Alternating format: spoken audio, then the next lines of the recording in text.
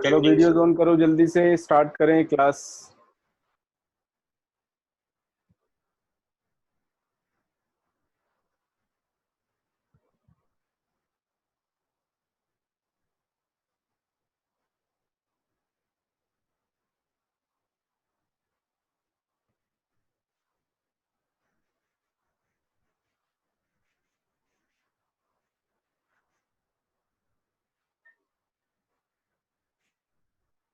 रिया, Nehal, video नहीं चल रहा क्या?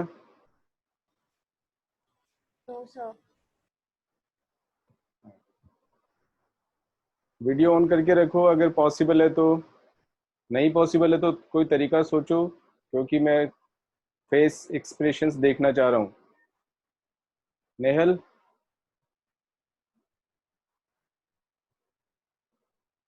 आर्यम,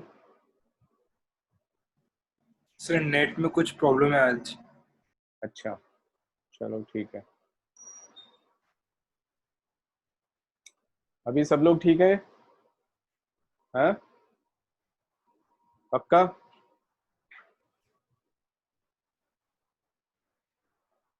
नेहल, तेरा नेट का क्या इशू हो गया आजकल? पहले तो एकदम हमेशा चलता था।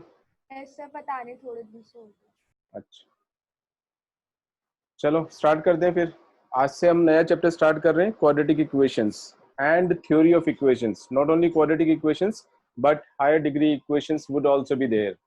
Okay, so quadratic equations and theory of equations new chapter है। ट्रिग्नोमेट्री के जो फंक्शंस के ग्राफ्स बचे हैं वो मैं बता दूंगा आधा घंटे में। 6 ग्राफ्स हैं वो मैं बता दूंगा कैसे अपन करेंगे उसको, as and when I have time. ठीक है, सब लोगों ने कर लिया ट्रिग्नोमेट्री कंप्लीट? या अभी भी सर वही सिचुएशन है जो पिछली बार था? पक्का? निश्चय? निश्चय? Yes sir. अर्णव, हाँ यस हाँ, सर। थोड़ा सा एटीट्यूड चेंज किया सब लोगों ने अपना? हाँ, yes sir. Yes sir. Yes sir किया। नहीं तो जानते हो तुम लोग मेरा थोड़ा सा ऐसे ही रहता है। मैं सिंसियरिटी नहीं है तो प्रॉब्लम है। केवल इंटेलिजेंट होना is a necessary condition, but अगर सिंसियर नहीं हो तो फिर कुछ काम नहीं हो सकता है। तो सबको सिंसियरली काम करना है, रेगुलरली काम करना है। क्लास अनलेस एंड अनटिल बहुत ही बड़ी इमरजेंसी हो तो मिस नहीं करना है, मतलब हो तो मिस कर सकते हो, अदरवाइज मिस नहीं करना है। You have to be really really committed to what you are doing. Okay, जैसे मैं अपना I really put my soul into my job, वैसे ही मैं एक्सपेक्ट करता हूँ कि तुम लोग भी अपना 100% दो।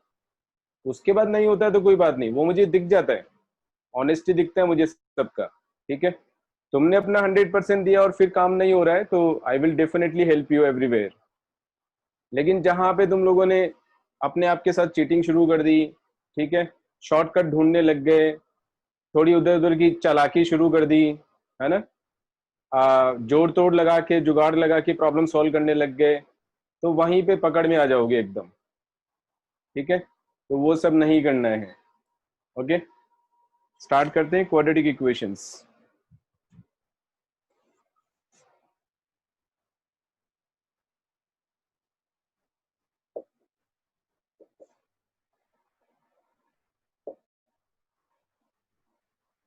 बहुत ही इंटरेस्टिंग चैप्टर है और बहुत सारी चीजें सीखने को मिलेगी। फर्स्ट चैप्टर हम लोग अभी, मतलब of course part of algebra है ये भी।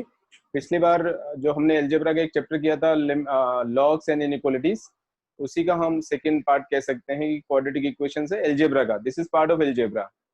ट्रिग्नोमेट्री में हमारे पास 3 चैप्टर्स होते हैं। एक ट्रिग्नोमेट्रिक रेशियोज एंड आइडेंटिटीज जो हम कर चुके हैं, उसके बाद solution of triangles and properties of triangles होता है, और एक trigonometric equations and inverse trigonometric functions होता है। ऐसे ही अलजेब्रा में 5 चैप्टर्स हैं, logs and inequalities, quadratic equations, permutations, combinations, progressions, binomial theorem. ठीक है, और फिर इसी तरह से कोऑर्डिनेट ज्योमेट्री। कोऑर्डिनेट ज्योमेट्री बड़ा डेंजरस लगता है बच्चों को, मुझे नहीं पता क्यों लगता है, बाकी बहुत ही इंटरेस्टिंग होता है coordinate geometry. Extension of geometry कह सकते हो। ज्योमेट्री जो यूक्लिडियन ज्योमेट्री पढ़ते हो 10 तक, वो प्लेन ज्योमेट्री होता है, उसी में अगर हम कोऑर्डिनेट्स का यूज कर लें तो उसको कोऑर्डिनेट ज्योमेट्री बोल देते हैं। उसमें 3 चैप्टर्स हैं, straight line, circles and conic sections. ठीक है, तो अभी हम लोग क्वाड्रेटिक इक्वेशंस कर रहे हैं। इसमें एक्सटेंशन ऑफ क्वाड्रेटिक इक्वेशन ये होगा कि हम हायर डिग्री इक्वेशंस भी के बारे में भी थोड़ा बहुत पढ़ेंगे, बहुत ज्यादा नहीं, जितना हम सॉल्व कर पाएंगे अपने लेवल पे उतना ही हम हायर डिग्री इक्वेशंस के भी डिस्कशंस करेंगे। ठीक है, तो सबसे पहले क्वाड्रेटिक इक्वेशन से शुरू करता हूँ। अभी 10th तक क्या होता है कि रियल नंबर्स ही तुम लोग डील करते हो, रियल नंबर्स तक ही डील किया जाता है, रियल नंबर्स तक ही पढ़ाया जाता है। But as I told you, now onwards complex numbers are also going to be very important. Okay, complex number का थोड़ा सा इंट्रोडक्शन दे देता हूँ। कॉम्प्लेक्स नंबर का मतलब ये नहीं कि वो एग्जिस्ट नहीं करते हैं, yes complex numbers do exist, इसीलिए तो हम कॉम्प्लेक्स नंबर्स के बारे में इतना डिटेल में पढ़ते हैं। ओके, सो जैसे रूट ऑफ -1 है, रूट ऑफ -1 को हम आयोटा से रिप्रेजेंट कर देते हैं। Iota is a Greek alphabet, बहुत छोटा सा एक आई होता है जिसको थोड़ा कर्व कर देते हैं नीचे से, तो रूट ऑफ -1 को हम आयोटा से रिप्रेजेंट करते हैं। ठीक है, काम आने वाला है, ये क्वाड्रेटिक इक्वेशंस में सभी जगह काम आने वाला है। अगर हम स्क्वायर करें तो iota square is equal to -1 हो गया। Now according to real numbers, square of a number can not be negative, तो आयोटा जो हमने यूज किया है वो रियल नंबर तो नहीं हो सकता है, because square of this number is a negative number which is -1, that's why we call it imaginary number. ठीक है, इसको हम इमेजिनरी नंबर बोलते हैं। तो आयोटा का वैल्यू रूट -1 होता है, आयोटा स्क्वायर -1 हो गया। ठीक है, आयोटा क्यूब अगर हम निकालें, दोनों साइड में आयोटा से मल्टीप्लाई कर दो तो माइनस आयोटा आ जाएगा, दोनों साइड में आयोटा से मल्टीप्लाई किया। आयोटा की पावर 4 निकालने के लिए इसका स्क्वायर करेंगे तो आयोटा की पावर 4 इज इक्वल टू 1 आ जाएगा। ठीक है, ये आयोटा की जो पावर्स है वो काम आती है हमारे पास, राइट। उसके बाद कॉम्प्लेक्स नंबर, इन जनरल जो कॉम्प्लेक्स नंबर होता है, कॉम्प्लेक्स नंबर हम पूरा एक बड़ा चैप्टर है जो पढ़ेंगे, बट सितंबर अक्टूबर तक उसका शायद नंबर आएगा और काफी टाइम लगने वाला है, कम से कम 3 से 4 वीक्स तो लग ही जाएंगे कॉम्प्लेक्स नंबर्स में। Okay, that's a very big chapter. Complex numbers का मैं केवल इंट्रोडक्शन दे रहा हूँ। z is equal to, generally small z से रिप्रेजेंट किया जाता है, x प्लस आयोटा y की फॉर्म में होता है। x and y both are real numbers, तो general form of a complex number हो गया x plus iota y। Okay, so any complex number can be written in the form of x plus iota y where x and y both are real numbers. Okay, क्योंकि x purely real number है तो हम x को बोलते हैं real part of z, और y क्योंकि iota के साथ यूज हो रहा है, आयोटा को हमने इमेजिनरी नंबर बोला है, तो y को हम बोलते हैं imaginary part of z. Okay, so I will say real part of z, real of z is equal to x हो गया, imaginary of z is equal to y हो गया। ठीक है, इमेजिनरी z का मतलब आयोटा y नहीं लिखना है, imaginary z means only y, iota की वजह से ही तो वो इमेजिनरी पार्ट है, इसलिए हम बोलते हैं imaginary part of z is y। ठीक है, this is the standard representation of a complex number. Okay, and according to this representation all real numbers are complex numbers as well. क्यों? क्योंकि हमने जैसे सपोज आपके पास 2 आ गया, 2 इज अ रियल नंबर, तो 2 को हम 2 प्लस आयोटा इंटू 0 लिख सकते हैं, यानी जो इमेजिनरी वाला पार्ट है वो क्या हो गया 0। ठीक है, उसमें क्या प्रॉब्लम है, यहां पे मैंने लिखा था x and y both are real numbers, so 2 is a real number, very good, 0 is a real number, of course it is, that's why 2 plus iota into 0 is a standard form of a complex number. तो ये complex number है, every real number is a complex number, but every complex number is not a real number. ठीक है, so in other words you can say set of real numbers is a subset of complex numbers. set of complex numbers, set of complex numbers को अपन C से represent करते हैं, in fact proper subset होगा क्योंकि complex numbers में तो और भी एक्स्ट्रा बहुत नंबर्स आने वाले हैं। ठीक है, जैसे शुरू में जब क्लासेस स्टार्ट की थी मैंने, तुम लोगों को याद होगा 10th क्लास का ये हाल होता है कि नंबर जब भी मैं पूछता हूँ तो 1 2 3 के अलावा नंबर ही याद नहीं होता है तुम्हें, फिर धीरे धीरे तुमको सिखाना पड़ा, डांटना पड़ा कि भाई 1 और 2 के बीच में भी इनफाइनाइट नंबर्स होते हैं, ठीक है। फिर पता लगा कि 1 और 1.1 के बीच में भी इनफाइनाइट नंबर्स होते हैं। फिर और जाओगे डीप में तो 1 और 1.001 के बीच में भी इनफाइनाइट नंबर्स होते हैं।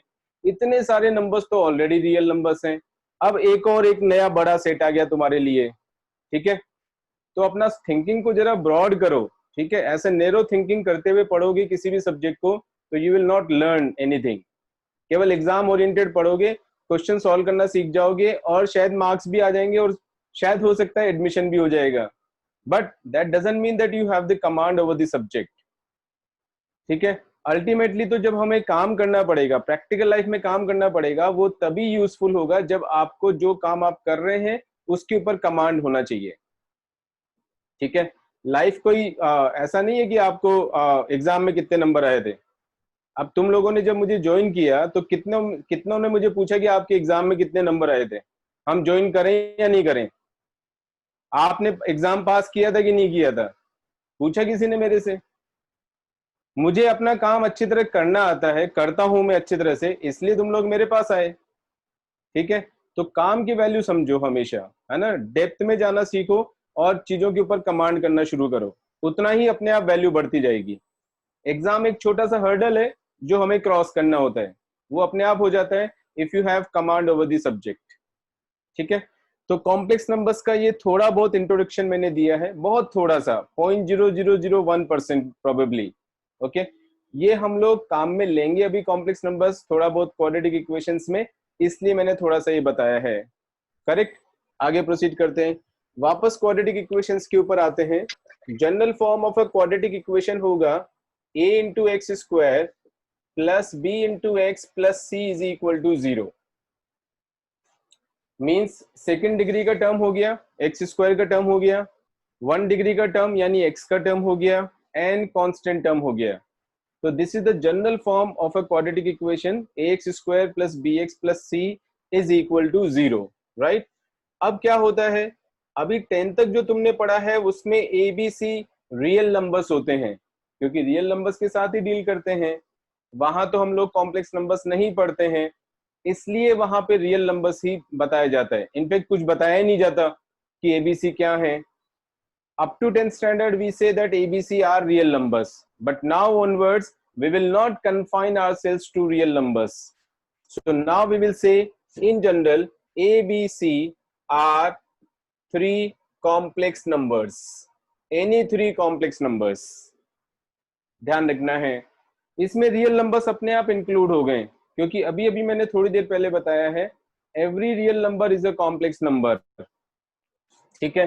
तो रियल तो अपने आप ही आ गए हैं, बट रियल तक ही आपको कन्फाइन नहीं करना है। जो एक्स स्क्वायर का कोफिशिएंट है, एक्स का कोफिशिएंट है, और जो कांस्टेंट टर्म है इक्वेशन में, वो कोई भी 3 कॉम्प्लेक्स नंबर्स हो सकते हैं in general, okay. So that is the general form of a quadratic equation. अब नेक्स्ट वाला पार्ट आता है, जब हम क्वाड्रेटिक इक्वेशन पढ़ते हैं up to again 10th standard, तो हम बोलते हैं कि a is not equal to 0, ठीक है। मुझे नहीं पता तुम लोगों ने किया कि नहीं किया ये बात, but generally we do that a is not equal to 0। क्यों? Because if a is equal to 0 then it becomes a linear equation, ये हमने पढ़ा है, ठीक है। बट नाउ ऑनवर्ड्स, ठीक है, अब थोड़ा सा अपना सोचने का तरीका चेंज करना पड़ेगा, है ना। वो जो सोचने का तरीका है उसको चेंज करने से पहले मैं चाह रहा हूं कि एक छोटी सी बात को समझो अच्छी तरह से। सपोज मैंने ऐसा लिखा x is equal to 0, x square is equal to 0, x cube is equal to 0 and so on. What do you think, are all these same?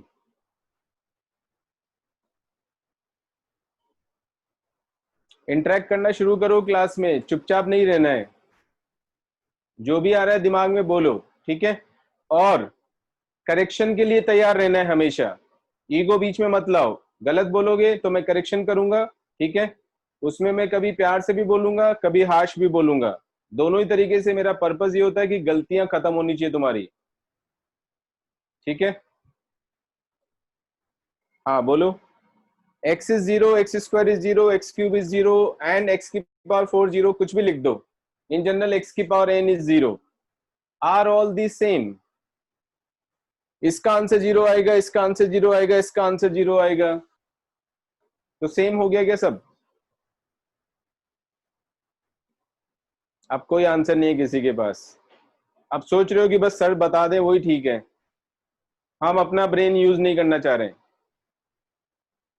अरे कुछ तो बोलो. अब जिनके वीडियोस मुझे दिख रहे हैं उनके तो मैं एक्सप्रेशंस देख सकता हूं, बाकी लोगों का एक्सप्रेशंस नहीं देख पा रहा हूं.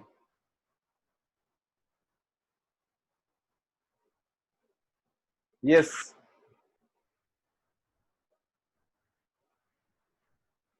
दक्ष तू तो हमेशा बोलता है. हाँ? नहीं पता. ये भी बोल सकते हो कि नहीं पता, कंफ्यूजन हो रहा है. If you know that you are confused, definitely you will try to remove your confusion. बहुत सारे लोगों को तो ये पता ही नहीं होता कि वो कंफ्यूज्ड हैं. इतना ओवर कॉन्फिडेंस होता है अपनी बातों पे. हाँ वेदांत बोल. वेदांत अभी नया चैप्टर स्टार्ट हो गया और शुरू से अटेंड कर रहा है. अभी एकदम अटेंटिव काम करना है ना. ट्रिग्नोमेट्री में तो मैंने पूछा नहीं था क्योंकि तूने बीच में से ज्वाइन किया था. वेदांत. Yes sir. हाँ बोल. सेम है क्या? सर सेम है. सेम है. ठीक है. और किस किस को सेम लग रहा है? किसी को डिफरेंट लग रहा है?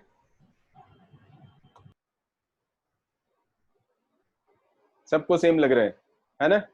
सेम ही लगेगा क्योंकि हम इतना सोचना कहाँ जानते हैं. x is 0, x square is 0, x cube is 0. अगर सब सेम ही होता तो ये लिखते ही क्यों? फिर तो x is equal to 0 ही लिख देते सब जगह. ये सेम नहीं है. All are different. X is 0 means only 0. ठीक है. But as soon as I write x square is equal to 0, अब जो लोग समझते नहीं है चीजों को, इतना डेप्थ में नहीं जाते हैं, उनको हो सकता है मेरी बात मजाक भी लगे और शायद बेवकूफी की वजह से हंस भी रहे उस बात पे. बट जिन लोगों को एक्चुअल में समझदारी की बातें, क्योंकि ये सब चीजें काम आती है भाई. कंप्यूटर को थोड़ी बताओगे कि ये और ये सेम है. कंप्यूटर तो दोनों को अलग अलग रीड करेगा. That is a machine. ठीक है. और अगर तुमने बता दिया कि सेम है तो कंप्यूटर ही कंफ्यूज हो जाएगा कि कब x लिख रहे हैं और कब x स्क्वायर लिख रहे हैं. आगे मेरी बात समझ में? हो सकता है शायद उससे समझ में आ जाए कंप्यूटर का एग्जांपल देने से. आदमी का एग्जांपल देता तो नहीं समझ में आता. x is 0 and 0. इसका सॉल्यूशन होगा x is 0 and 0. दो रूट आएंगे. अगर क्वाड्रेटिक इक्वेशन है तो उसके हमेशा दो रूट होते हैं. ये एक अलग बात है कि वो दोनों रूट सेम है. That is a different thing. वो बात की बात है. सेम हो गए इसका मतलब ये नहीं कि ये इक्वेशन और ये इक्वेशन सेम हो गई. दोनों रूट आइडेंटिकल हो गए, रूट रिपीट हो रहा है या दोनों रूट सेम है, वो एक बिल्कुल ही डिफरेंट थॉट है. उससे क्या लेना देना है. अगर क्वाड्रेटिक इक्वेशन है तो डेफिनेटली उसके दो रूट आने ही चाहिए. सिमिलरली अगर क्यूबिक इक्वेशन है तो उसके तीन रूट्स आएंगे. That means x is equal to 0, 0 and 0. ये तीन बार रिपीट होगा root. Of course all of them are different, none of them are same. अब इसका यूज कहां होगा वो इतना जल्दी मैं नहीं बता सकता हूं, क्योंकि जहां पे मैं यूज करूंगा वहां पे समझ में आएगा कि इसका एक्चुअल में यूज कहां होगा. बट ये कॉन्सेप्ट मैं बता चुका हूं और मुझे क्लास में याद रहता है कि मैंने क्या बताया था. फिर से तुमको वही वार्निंग दे रहा हूं कि जब भी मैं इसका यूज करूंगा भूल जाओगे, नहीं याद आएगा तुम्हारे को, क्योंकि ऐसी चीजों पे सोचते नहीं हो. ऐसे लगता है सब सेम है, हो गया खत्म. Because I can read your expressions. Otherwise जैसे अंदर दिमाग में कोई चीज जाती है और लगता है अच्छा अरे ये तो मैंने सोचा ही नहीं, ये सेम नहीं होता है, तो यू शुड फील सरप्राइज्ड. या एकदम चेहरे पे एकदम कुछ मतलब ऐसा होगा कि कुछ प्लेजर फील होगा. अच्छा. But all of you are expressionless. That means it doesn't matter to you whether this is x is 0 or x square is 0 or x cube is 0. Doesn't matter. कोई फर्क नहीं पड़ रहा है. ठीक है, जब तक ये एटीट्यूड चेंज नहीं होगा अंदर से, दिमाग का एटीट्यूड चेंज होना चाहिए कि अरे ये तो मैंने सोचा ही नहीं कि ऐसा भी हो सकता है, तब तक लर्निंग अच्छा नहीं होगा। तब तक वही रूट लर्निंग करते रहोगे, मगिंग अप करते रहोगे। They are all different. Quadratic equation है, उसके डेफिनेटली दो रूट होंगे, ठीक है, वो दोनों रूट रियल हो सकते हैं, वो दोनों रूट इमेजिनरी हो सकते हैं, वो दोनों रूट जो हैं वो सेम हो सकते हैं। वो एक डिफरेंट काम है, डिफरेंट स्टोरी है। आगे मेरी बात समझ में? ठीक है, अगर क्यूबिक इक्वेशन है उसके डेफिनेटली 3 रूट होंगे। सिमिलरली अगर n डिग्री इक्वेशन है, 100 डिग्री का कोई पॉलिनोमियल इक्वेशन हम लेते हैं, उसके डेफिनेटली डेफिनेटली डेफिनेटली 100 रूट्स होंगे। Okay, out of them some में बी कॉम्प्लेक्स, सम में बी रियल, सम में बी रिपीटेड। सो व्हाट, यहां पे 0 2 बार रिपीट हो रहा है, यहां पे 0 3 बार रिपीट हो रहा है, हो सकता है, बट कॉन्सेप्ट इज दिस, इसलिए सेम नहीं है। आगे समझ में सबको? पक्का? ठीक है, आगे चलता हूं। देयरफॉर मैंने क्यों बताया ये?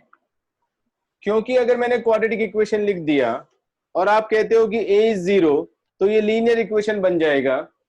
तो भाई फिर किसने कहा था क्वाड्रेटिक इक्वेशन लिखने के लिए लीनियर ही लिख दो? मेरी बात आई समझ में? भाई अगर a 0 हो गया तो फिर आपने bx plus C is equal to 0 यही लिख दो। फिर according to you this and this are same?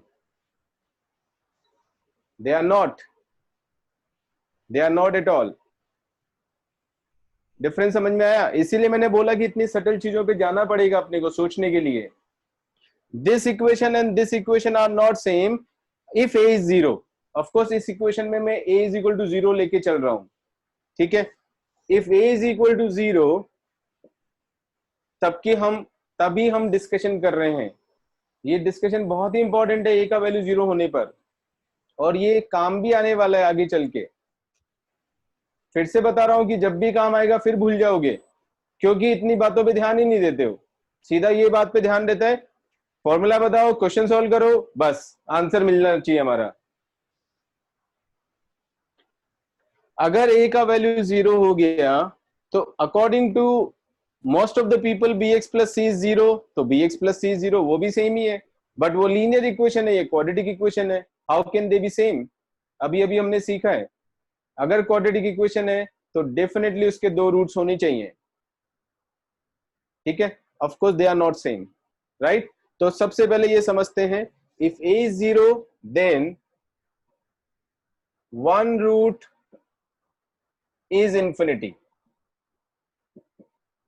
one root is infinity and the other root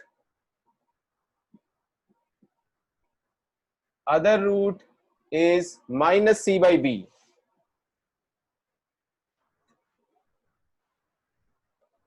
एक रूट इंफिनिटी हो जाएगा और एक माइनस सी बाई बी हो जाएगा, माइनस का सी बाई बी, करेक्ट। और a 0 होने पर एक रूट इंफिनिटी हो जाएगा। उसके लिए लॉजिक दे सकते हैं, x का value minus B plus minus root B square minus 4ac divided by, बोलो, ये भी नहीं पता, 2a। तो नीचे a आ गया ना, a 0 अगर है तो x का वैल्यू क्या हो गया? इंफिनिटी। इंफिनिटी कोई नंबर नहीं होता है, हम एक रिप्रेजेंटेशन कर रहे हैं इंफिनिटी से, तो therefore one root is infinity. आगे समझ में? ठीक है। If a is 0 then one root is infinity and the other root is minus c by b। अब आगे की कंडीशन देखो, if a is 0 and b is also 0, दोनों 0 हैं, still it is a quadratic equation, ठीक है। तो a 0 होने से एक रूट इंफिनिटी हो गया और b 0 होने से ये वाला भी इंफिनिटी हो गया जो माइनस सी बाई बी आ रहा था, ठीक है। सो वी से both roots are infinity, then both roots are infinity। दोनों ही रूट्स इंफिनिटी हो जाएंगे। आ गया समझ में? ठीक है। इफ यू से if a is 0, b is 0 and c is also 0, तीनों ही 0 हो गए सपोज करिए, तो क्या कंक्लूजन निकालोगे?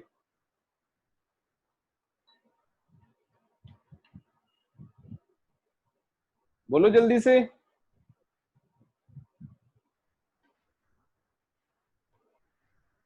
हाँ निष्ठा कुछ बोलना है? निष्ठा माइक हाँ अनम्यूट कर माइक को। सर दोनों का रूट से इनफिनाइट हो जाएगा। क्या हो जाएगा? इनफिनाइट। इनफाइनाइट दोनों रूट? Yes sir. नहीं वो तो अपन ऊपर ले चुके हैं ना, a is 0 and b is 0 then both roots are infinite. But if a is 0, b is 0 and c is also 0, तीनों के तीनों 0 होंगे, इस बार तीनों 0 ले रहा हूं मैं, तो क्या हो जाएगा? सर एक रूट इन्फिनिटी और एक रूट 0 हो जाएगा। अभी जबरदस्ती कंक्लूजन निकाल रहे हो, ठीक है अर्णव, बिना सोचे समझे बोला है तूने। a को 0 डालेंगे, b को 0 डालेंगे, c को 0 डालेंगे, 0 इज इक्वल टू 0 आ गया हमेशा, इसका मतलब x के ऊपर डिपेंडेंट ही नहीं है। अब क्या होगा? अरे कोई भी इक्वेशन अगर x के ऊपर डिपेंडेंट ही नहीं है, दैट मींस x की कोई भी वैल्यू डालो हमेशा ट्रू होगा, तो उसको क्या बोलते हैं? अब देखो नाम भी नहीं याद आ रहा है। यहां ऐसी प्रॉब्लम आती है, a plus B whole square is equal to A square plus 2ab plus B square. इसको तो रट लेते हो कि आइडेंटिटी होती है, इसलिए मैं मना करता हूं आइडेंटिटी के लिए ऐसे मत बोलो। इसको बोलते हो ना तुम लोग आइडेंटिटी, इसका मतलब आइडेंटिटी का मीनिंग ही खत्म कर देते हो। वो भी आइडेंटिटी है, but this is an identity always true for every value of x। If a is 0, b is 0 and c is 0, तीनों अगर 0 हो गए, then it is no longer an equation, it becomes an identity and it is true for every value of x. आ गया समझ में? Identity का मतलब यही होता है कि जो भी वेरिएबल इन्वॉल्व है किसी आइडेंटिटी में, उस वेरिएबल की वैल्यू के ऊपर डिपेंड नहीं करता है वो। That identity is always true.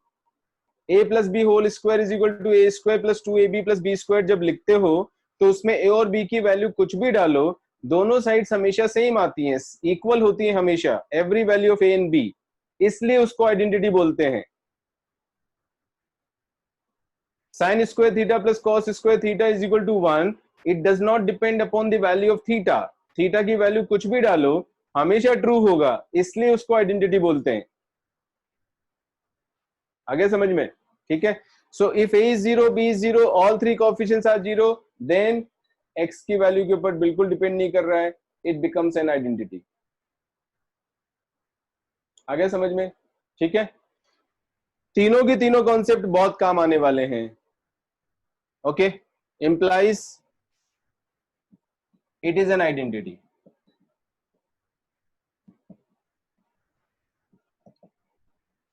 तो अभी आइडेंटिटी का मतलब अच्छी तरह से पता होना चाहिए सबको, है ना? आइडेंटिटी और इक्वेशन में यही फर्क होता है। Identity is true for every value of the variable which is involved in the identity, whereas equation is valid for certain values of the variables involved in the equation। ठीक है, करूं proceed? a is equal to 0 वाले मैंने तीनों cases ले लिए हैं, इसके अलावा a is equal to 0 का कोई केस नहीं बनेगा। if a is 0 then one root is infinity, the other root is minus c by b। if a is 0 and b is 0 then both the roots are infinity। if a is 0, b is 0 and c is also 0, all three are 0, then it becomes an identity। ठीक है, therefore it is true for every value of x। करूं proceed आगे? अब now onwards जो भी हम discussion कर रहे हैं, क्योंकि a is equal to 0 वाले केसेस एकदम अलग से डिस्कस किए जाते हैं, इसलिए मैंने ये सब डिस्कशन किया है। Now onwards we are assuming that a is not equal to 0।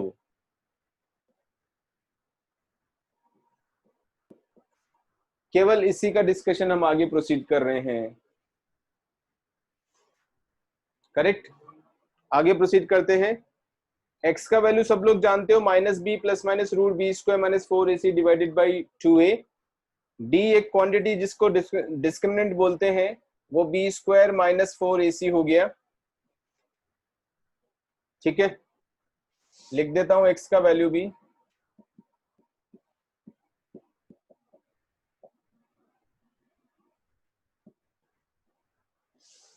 ये सब तब चल रहा है when a is not equal to 0। ठीक है, अब हम आ रहे हैं नेचर ऑफ द रूट्स के ऊपर। Nature of roots, okay.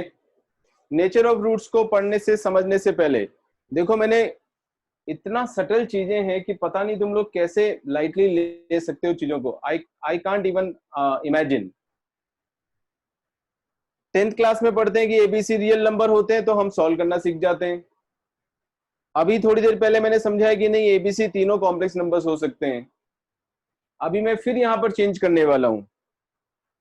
यहां मैं लिखूंगा कि नेचर ऑफ द रूट्स का डिस्कशन तभी पॉसिबल है when A B C are real numbers. Why? Because non real complex numbers, again a very important fact, non real complex numbers, okay. अब देखो, पता नहीं किसी ने वर्ड मेरा पकड़ा या नहीं पकड़ा। मैंने बोला नॉन रियल कॉम्प्लेक्स नंबर्स, क्या मतलब हुआ इसका? सर जो रियल नहीं है कॉम्प्लेक्स है। हाँ, मतलब तो क्या मतलब, रियल भी कॉम्प्लेक्स होते हैं, इसलिए मुझे ऐसा बोलना पड़ा। रियल को तो कॉम्प्लेक्स बोल सकता हूं ना, every real number is a complex number, अभी तो बताया थोड़ी देर पहले। ठीक है, इसलिए अगर हम ये कहना चाह रहे हैं कि रियल के अलावा जो कॉम्प्लेक्स नंबर्स हैं उनकी बात अगर हम करना चाह रहे हैं तो we should use the word non real complex numbers, यानी जिनमें आयोटा का कोई ना कोई पार्ट आ रहा है, ऐसे नंबर्स की मैं बात कर रहा हूं। ठीक है, non real complex numbers can not be compared, that means the order of non real complex numbers does not exist. जैसे मैंने लिखा 3 + 2 आयोटा और एक मैंने लिखा 5 + आयोटा, तो हम इन दो नंबर्स को ये नहीं बता सकते हैं कि कौन सा नंबर बड़ा है और कौन सा नंबर छोटा है। That is what I mean by order.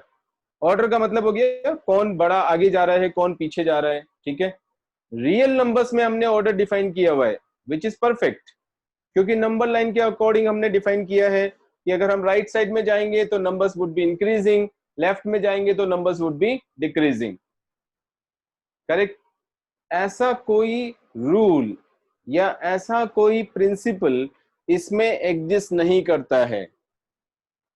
Okay, non real numbers का ऑर्डर एग्जिस्ट नहीं करता है। You can not right 3 + 2 iota is more than 5 + iota or 5 + iota is more than 3 + 2 iota. No, you cannot write. कैसे लिखोगे, कैसे पता करोगे? नहीं कर सकते हम।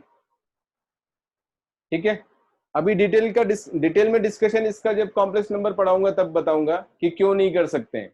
अभी अगर मैं उधर डाइवर्ट हो गया तो फिर 15 मिनट खत्म हो जाएगा उसमें मेरा। ओके, अभी के लिए ध्यान रखना है कि नॉन रियल कॉम्प्लेक्स नंबर्स को हम का ऑर्डर हम डिफाइन नहीं कर सकते हैं। इसलिए जब भी हम नेचर ऑफ द रूट्स की बात करेंगे तो हम क्या बोलते हैं, b² - 4ac पॉजिटिव या नेगेटिव। ठीक है, वापस इस पे आता हूं। अभी मैंने थोड़ी देर पहले बोला कि नॉन रियल कॉम्प्लेक्स नंबर्स को हम कंपेयर नहीं कर सकते हैं, ऑर्डर नहीं डिसाइड कर सकते हैं। सिमिलरली किसी भी नॉन रियल कॉम्प्लेक्स नंबर का हम साइन भी डिसाइड नहीं कर सकते हैं कि वो पॉजिटिव नंबर है या नेगेटिव नंबर है। पॉजिटिव या नेगेटिव वाला concept non real complex numbers में नहीं होता है। ठीक है, कैसे करोगे? क्योंकि अगर आपने ऐसा लिखा, इसका मतलब आप क्या कर रहे हो, 0 को हम लिखेंगे 0 + 0 * आयोटा।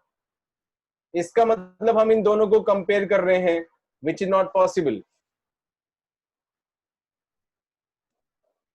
आ गया समझ में? ठीक है, तो दो इंपॉर्टेंट बातें आ गई हैं. ओके, एक ही क्लास में देखो कितनी सारी चीजें सीखने को मिलती है और तुम लोग कितना इग्नोर करते हो, इस पे मुझे बहुत बहुत अफसोस होता है हमेशा. इतनी सारी चीजें मैं सिखाता हूँ एक क्लास में और अगली क्लास में पता लगता है कि तुम लोगों ने सीखा ही नहीं, फॉर्मेलिटी के लिए क्लास में बैठते हो. Don't do that. हमेशा काम आने वाली चीजें हर जगह पे काम आएगी और ऐसी चीजों पे एग्जामिनर जो होता है वो क्वेश्चंस बनाता है, क्योंकि यही तो सबको नहीं पता होता है. तो दो नॉन रियल कॉम्प्लेक्स नंबर्स को हम कंपेयर नहीं कर सकते हैं कि कौन सा बड़ा है कौन सा छोटा है. एट द सेम टाइम हम किसी कॉम्प्लेक्स नंबर का साइन डिसाइड नहीं कर सकते हैं कि whether, non real complex number की बात कर रहा हूं, नॉन रियल कॉम्प्लेक्स नंबर के लिए we cannot say whether that number is a positive number or a negative number. दोनों समझ में आ गया? ठीक है, किसी भी नॉन रियल कॉम्प्लेक्स नंबर के लिए we cannot say whether it is a positive number or a negative number. Only real numbers के लिए हम बोलते हैं. रियल नंबर्स के लिए हमने डिफाइन किया हुआ है कि जीरो के राइट साइड में सारे पॉजिटिव नंबर्स होंगे, जीरो के लेफ्ट साइड में सारे नेगेटिव नंबर्स होंगे. ऐसा कोई definition non real complex numbers के लिए देना पॉसिबल नहीं है. ओके, तो जब मैं नेचर ऑफ द रूट्स की बात करूंगा, B square minus 4ac positive हो या नेगेटिव हो, तो this will make sense only if A B C are real. पता नहीं कितने लोगों को मेरी बात समझ में आई. अगर A B C non real complex number हो गए और इसका वैल्यू सपोज करो कि 3 + 2 आयोटा आ गया, तो कैसे बताओगे कि ये पॉजिटिव है या नेगेटिव है? नहीं बता सकते ना. इसलिए नेचर ऑफ द रूट्स का डिस्कशन करने के लिए ए बी सी को रियल नंबर्स ही होना पड़ेगा. इन जनरल किसी भी क्वाड्रेटिक इक्वेशन में ये तीनों कोएफिशिएंट कॉम्प्लेक्स नंबर्स हो सकते हैं. We do not have any objection. But nature of the roots की अगर हम बात करेंगे तो उसके लिए ए बी सी को रियल नंबर्स ही होना पड़ेगा. बिकॉज अगर A B C complex numbers हो गए तो फिर बी स्क्वायर माइनस 4ac का साइन हम डिसाइड नहीं कर सकते हैं. आगे क्या सबको समझ में? ठीक है, तो ये जो हम डिस्कशन कर रहे हैं वो केवल ए बी सी के रियल नंबर्स के केस में कर रहे हैं.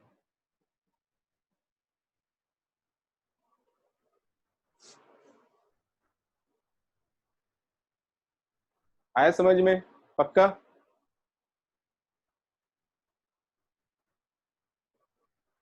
अंदर जाने तो दो यार, मैथ्स को फील करना शुरू करो. मैं कितनी मेहनत करता हूं एक एक बात को समझाने में, क्लियर करने में. दिमाग की खिड़कियां खुली रखो एकदम. Now if B square minus 4ac, या डी लिख देता हूं, डी इज ग्रेटर देन 0, बोलो क्या रिजल्ट आता है? सबको पता है इसलिए पूछ रहा हूं. अरे ये तो बता दो. Real and distinct roots. हाँ, roots are real and distinct.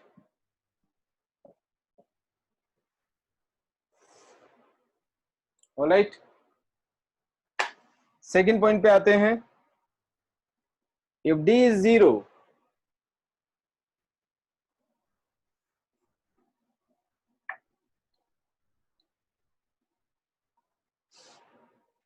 if d is 0,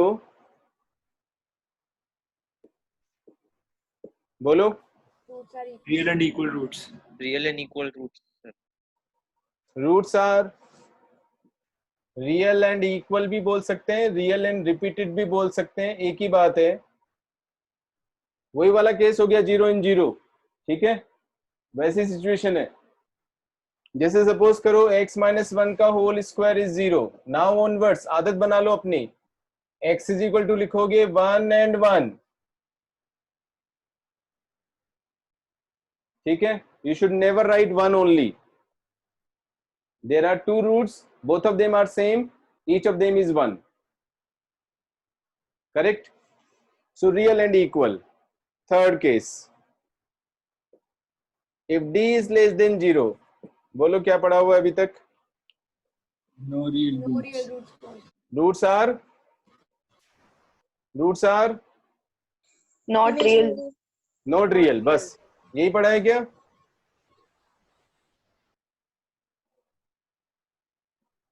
Complex and distinct.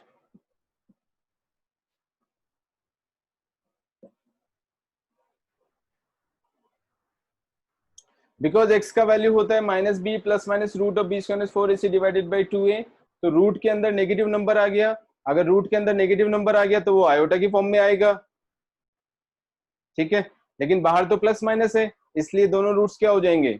Complex and distinct. मेरी बात समझ में आ गई क्या सबको? ठीक है, ऑलराइट। अब ये हमने सीख लिया, समझ में आ गया, चलेगा। क्या मैं यहां पर इसको कॉम्प्लेक्स लिख सकता हूं?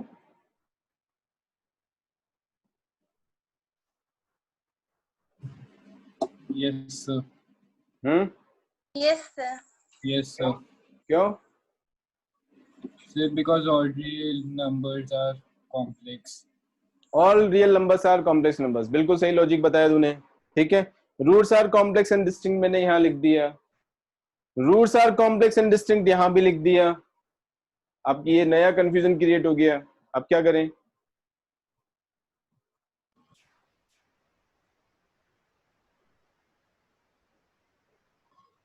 Any correction? हाँ सर ऊपर नॉन रियल कॉम्प्लेक्स नंबर किसकी आवाज है? सर नेहल।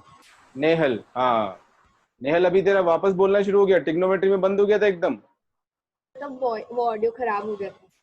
हाँ तब वो ऑडियो में प्रॉब्लम आ रही थी। अच्छा, आ तो गया ना तुझे टिग्नोमेट्री समझ में? Yes sir. हाँ हाँ नेहल दोबारा बोल, क्या बोल रही है? सर वो ऊपर d इज लेस देन 0 वाले में आएगा roots are non real complex. Correct, बिल्कुल सही बोला इसने, ठीक है, एकदम सही पकड़ा इसने। इस वाले रियल को मैं कॉम्प्लेक्स बोल सकता हूं, नोबडी कैन ऑब्जेक्ट मी, ठीक है, बट इसको अगर कॉम्प्लेक्स एंड डिस्टिंक्ट लिख दिया तो ये कंफ्यूजन क्रिएट कर सकता है। ओके, यहां पे to be precise I should write non real complex, यानी आयोटा का कोई ना कोई पार्ट आएगा, then it is correct. Because root के अंदर नेगेटिव नंबर आ रहा है तो वो फिर आयोटा की फॉर्म में लिखेंगे ना। जैसे रूट के अंदर मान लीजिए माइनस का 5 आ गया तो इसको रूट 5 इंटू आयोटा ऐसे लिखेंगे हम लोग। तो अगर d लेस देन 0 होता है, रूट्स का वैल्यू होता है minus B plus minus root b, d लिख देता हूं, तो यहां पर ये आयोटा की टर्म आएगी डिवाइडेड बाई 2a, एक प्लस होगा एक माइनस होगा, उसकी वजह से डिस्टिंक्ट हो गया, ठीक है। तो ये वाली सिचुएशन में ये वाला होना चाहिए, यानी हम इसको केवल कॉम्प्लेक्स एंड डिस्टिंक्ट नहीं लिखेंगे, लिखते हैं, गलत नहीं होगा, कंफ्यूजन हो सकता है इसके साथ में। हालांकि सब लोगों ने आदत बना ली कि इसको रियल एंड डिस्टिंक्ट ही बोलते हैं, मैं भी रियल एंड डिस्टिंक्ट ही बोलूंगा, ठीक है, बट इसको कॉम्प्लेक्स लिखने, अगर किसी ने कॉम्प्लेक्स एंड डिस्टिंक्ट बोल दिया इसको तो वो गलत नहीं है, because all real numbers are complex numbers. Okay, but correction is to be done over here. That means this is non-real complex and distinct. आगे सबको समझ में? करूं प्रोसीड आगे? Next, nature of the roots का ही डिस्कशन है अभी।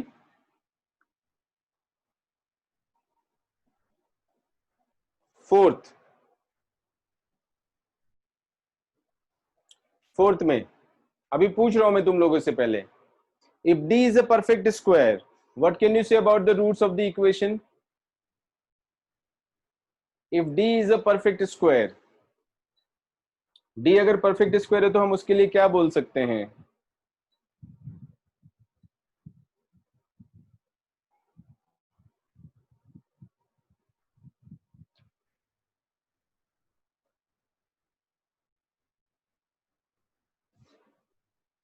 नहीं पता?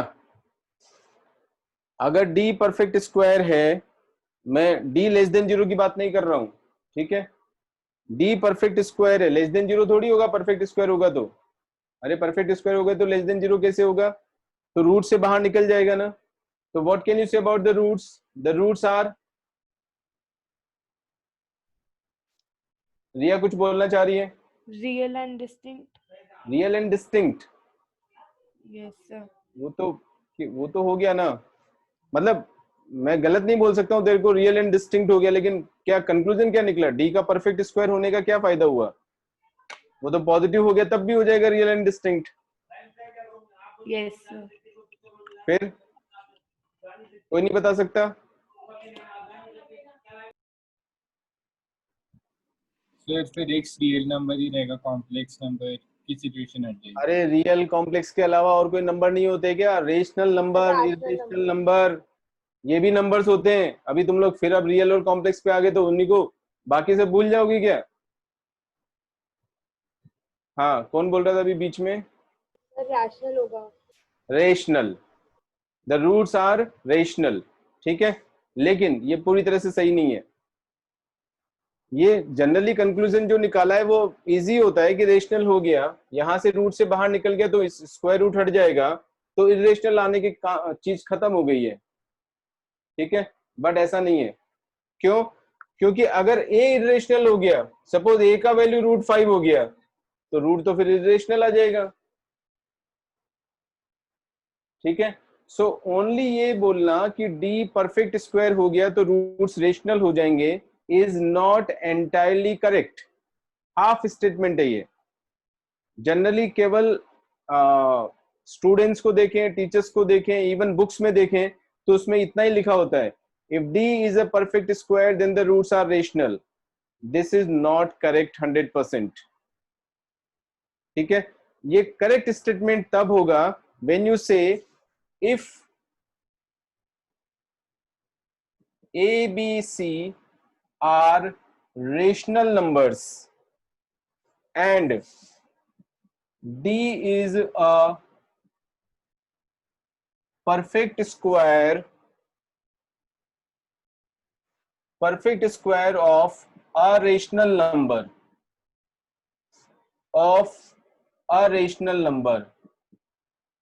then the roots are rational.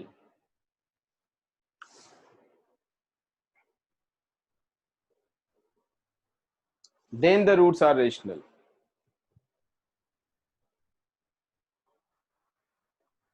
आया क्या समझ में? ठीक है। नेहल तेरे को समझ में आ गया क्या?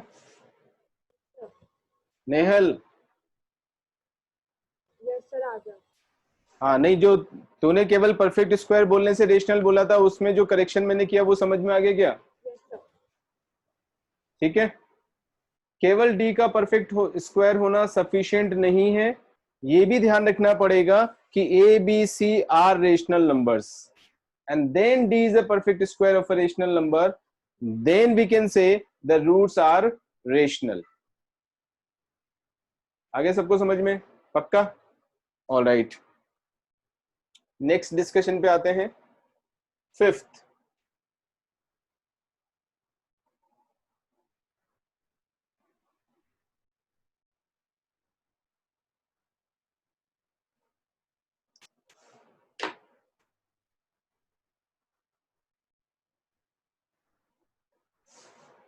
fifth point, if p plus iota q, where p and q are real numbers and q is not equal to 0, okay. Statement पूरा करने से पहले पूछना चाह रहा हूं तुम लोगों से, p plus iota q, p and q are real numbers, ये standard form of a complex number हो गया जो मैंने बताया था शुरू में। ये मैंने क्यों लिखा है? q is not equal to 0 का क्या मतलब है?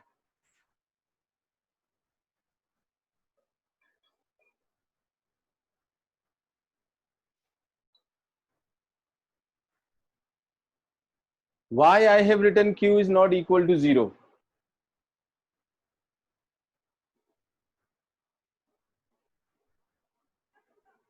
इसका मतलब तुमको ऐसा सोचना है कि अगर Q 0 होगा तो क्या हो जाएगा? सर नंबर रियल हो जाएगा। रियल हो जाएगा। बोलो ना, Q 0 नहीं होने का क्या मतलब है? मैं क्या बोलना चाह रहा हूँ? कि तो वो नंबर complex रैशनल हो number है। जाएगा। Non real complex number non होगा रियल वो। Complex non real complex number, yes. ठीक है, ये ट्रिग्नोमेट्री में तुम लोग की सबकी जान निकल गई थी क्या? अभी तो रिस्पॉन्स सही कर रहे हो, हाँ? ट्रिग्नोमेट्री में भी कोई ऐसा प्रॉब्लम नहीं है, हवा मत बनाओ किसी भी चीज का, ठीक है? और हर टॉपिक उतना ही मजेदार है। इंटरेस्ट की बात होती है कि अपने को इंटरेस्ट लेना है उसमें, और अपनी चॉइस नहीं है कि मेरे को ये अच्छा लग रहा है तो ये पढ़ूंगा बाकी छोड़ दूंगा। ठीक है, तो चॉइस को खत्म करो। यस, सबने सही बोला। मैं ये बोलना चाह रहा हूं कि अगर नॉन रियल कॉम्प्लेक्स रूट है एक p प्लस आयोटा q, तो दूसरा जो रूट होगा वो इसका कॉन्जुगेट होगा। कॉन्जुगेट का मतलब होता है जो इमेजिनरी पार्ट है उसका साइन चेंज हो जाएगा। Okay, so we say then p minus iota q is also a root of the equation.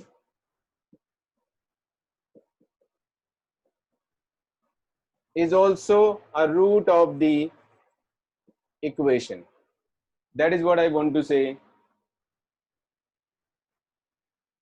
ठीक है, अगर कोई भी नॉन रियल कॉम्प्लेक्स रूट होता है किसी क्वाड्रेटिक इक्वेशन का, तो उसका कॉन्जुगेट भी डेफिनेटली उसका रूट होगा ही होगा। यहां से देख सकते हो, एक में प्लस आएगा तो एक में माइनस आएगा ना, आयोटा की कोई भी टर्म आ जाए, इट डजंट मैटर हियर। एक के साथ पॉजिटिव होगा तो एक के साथ नेगेटिव ही होगा ना। तो अगर एक root p plus iota q है, एक रूट अगर 5 प्लस 3 आयोटा है, तो दूसरा रूट 5 माइनस 3 आयोटा हो जाएगा। या उल्टा बोल दो, 5 माइनस 3 आयोटा एक रूट है तो 5 प्लस 3 आयोटा दूसरा रूट हो जाएगा। यानी दोनों रूट्स हमेशा कॉन्जुगेट पेयर्स में एग्जिस्ट करेंगे।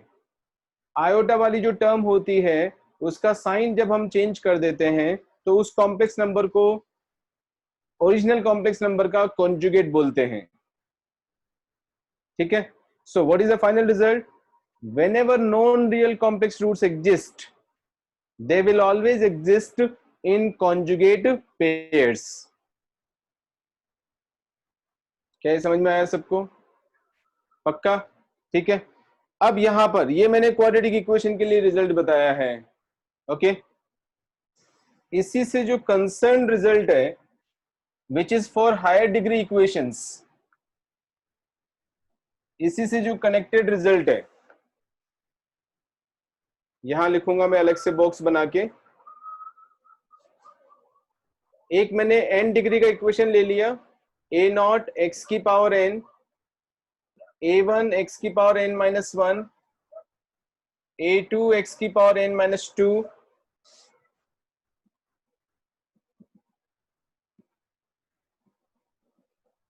an minus 1 into x plus an is equal to 0। ये मैंने एक n डिग्री का इक्वेशन लिया।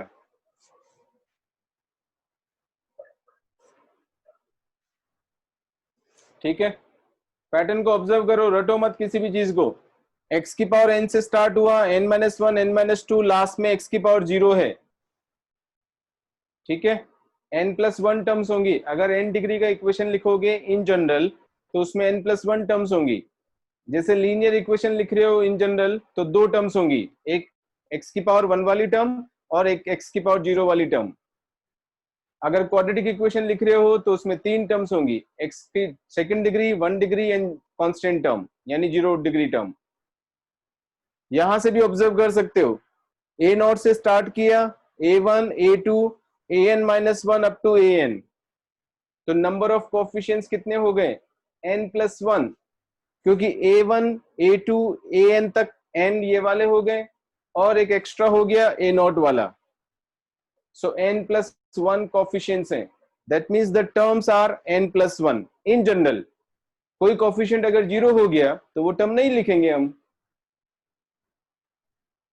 आगे समझ में? ठीक है, that is how we write n degree equation, a general n degree equation. Okay, if a0, a1, a2, an are all real numbers,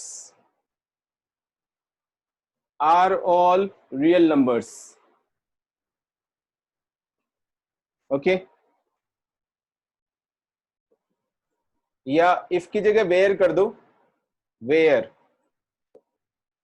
a0, a1, a2, an are all real numbers if p plus iota q, p and q are real numbers, q is not equal to 0, is a root of the equation, then p minus iota q will also be a root of the equation.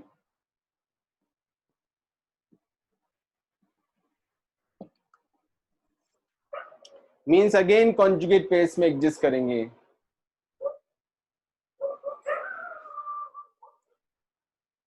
So the result is not only true for only quadratic equation, but it is true for any general polynomial equation. ठीक है, but condition का ध्यान रखना है, the coefficients have to be real. This is the most important part. In general equation में coefficient iota की terms में आ सकते हैं, हमें कोई प्रॉब्लम नहीं है, बट ये रिजल्ट जो है वो तभी ट्रू होगा when all coefficients are real. मैंने यहां पे भी बताया था, ये सब हम a B c belong to real number के केस में ही कर रहे हैं। आगे क्या समझ में डिस्कशन? ठीक है, पक्का? That means what I can say, I can say that any polynomial equation with real coefficients, if it has a known real complex root, then its conjugate will also be a root of the equation. That is, known real roots of any polynomial equation with real coefficients will always exist in conjugate pairs.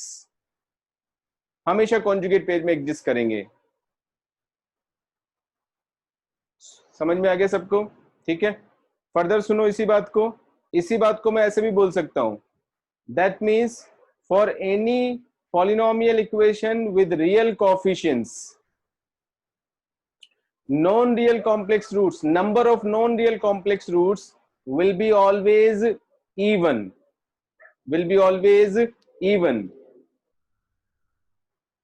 बोलो सही है क्या? क्या last statement समझ में आया मेरा? जैसे मैंने कोई 5 डिग्री का इक्वेशन लिख दिया, 3 इंटू एक्स की पावर 5 प्लस 4 इंटू एक्स की power 4 plus 2x square minus 1 is 0। Of course मैंने जानबूझ के इसमें x क्यूब और x का टर्म नहीं लिखा, इसका मतलब उनका कोफिशिएंट 0 है, उससे कोई फर्क नहीं पड़ता है। ठीक है, ये 5 डिग्री का इक्वेशन है, ऑल कोफिशिएंट्स आर रियल, जो भी इसमें आ रहे हैं वो सब रियल कोफिशिएंट्स हैं। सबसे पहले ये ऑब्जर्वेशन इंपॉर्टेंट है, उसके बाद ही हम इस रिजल्ट को लगा सकते हैं। Correct, all coefficients are real, 5 degree equation है। अब इसकी पॉसिबिलिटीज को एक्सप्लोर करते हैं। क्या ये पॉसिबल है कि all 5 roots non real complex हो जाएं?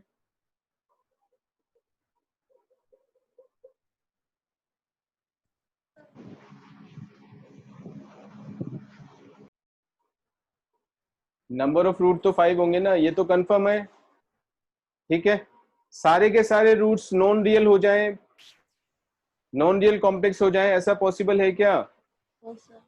हाँ, नो सर। क्यों? क्योंकि इवन नंबर्स होते हैं। हाँ, आवाज किसकी है? नेहल की? Yes sir. हाँ, थोड़ा सा तेज बोल नेहल, या माइक को वो पास में ला। इवन नंबर्स में एग्जिस्ट करता है इसलिए। हाँ, even number, non real complex roots, number of non real, ऐसे मत बोल, इवन नंबर में एग्जिस्ट करते हैं। Number of non real complex roots are even. हाँ, ऐसे बोल तो पूरा सही सही statement. Number of non real roots are always even, तो 5 कैसे हो सकते हैं भाई? 5 तो ऑड नंबर होता है।